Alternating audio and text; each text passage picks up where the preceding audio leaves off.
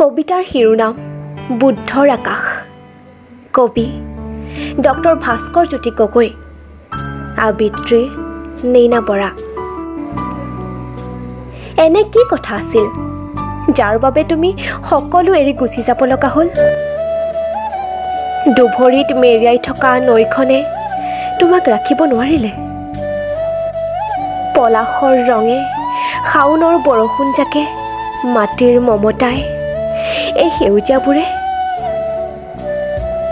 তোমাৰ বুকুত বুকু, উঠত উঠ, চকুত চকু থৈ মই জি উঠাৰ কথা ভাবিছিলোঁ। চোৱা, শিলটোৱে এতিয়াও নীৰৱে কেনেকৈ উচুপি আছে।